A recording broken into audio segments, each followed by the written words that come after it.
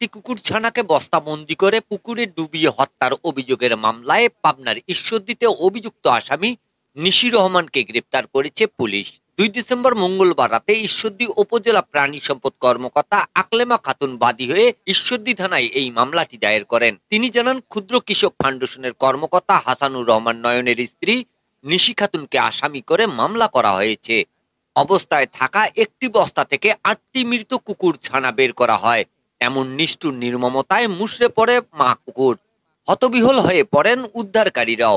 নিঃসন্দেহে এটা বলা যেতেই পারে যে অমানবিকভাবে কুকুরের বাচ্চাগুলোকে হত্যা করা হয়েছে।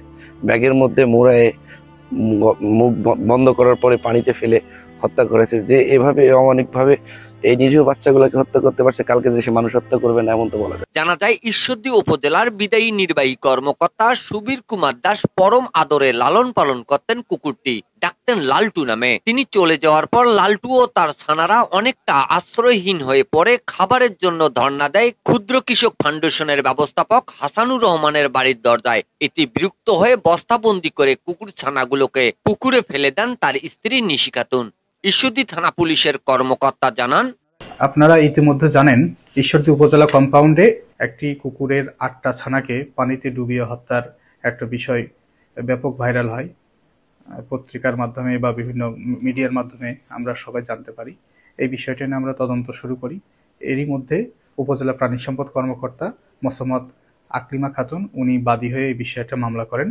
মামলা রুজু হওয়ার সাথে সাথে আমরা যার নামে একজন আসামি নিশি খাতুন বা নিশি রহমান, তাকে আমরা অ্যারেস্ট করি। আমরা প্রাথমিক তদন্তে জানতে পারি উক্ত কুকুর 8টি ছানা প্রসব করে। এই 8টি ছানার ডাক চিৎকারে তিনি অতিষ্ঠ হয়ে একটি বস্তায় ভরে কুকুরগুলোকে, তার বক্তব্য মতে তিনি একটা গাছের নিচে রেখেছিলেন। পরে কে বা কাহারা সেই কুকুরের ছানাগুলোকে পুকুরের মধ্যে ফেলে দেয়। কুকুর ছানাগুলোকে খুঁজে না পেয়ে মা কুকুর ছোটাছুটি কান্নাকাটি করতে থাকে। তখন উপজেলা প্রাঙ্গণে যারা অন্যান্য কর্মকর্তা কর্মচারী আছেন তারা বাচ্চাগুলো সন্ধান করে। অনুসন্ধানের এক পর্যায়ে যখন নিশি বেগমকে এবং তার স্বামীকে জিজ্ঞাসা করা হয় কুকুর ছানাগুলো কোথায় আছে, তারা জানেন না বলে জানান।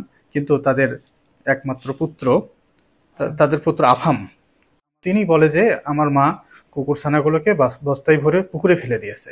তার দেয়া তথ্যের ভিত্তিতে উপজেলা পরিষদের মালি মোহাম্মদ জাহাঙ্গীর আলম উনি পুকুর থেকে কুকুর ছানাগুলোকে উদ্ধার করেন।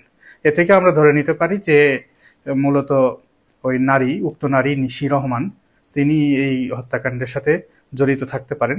আমরা বিষয়টি তদন্ত করছি। তদন্ত শেষ হলে আমরা পূর্ণ বিষয়টি আপনাদেরকে জানাতে পারবো।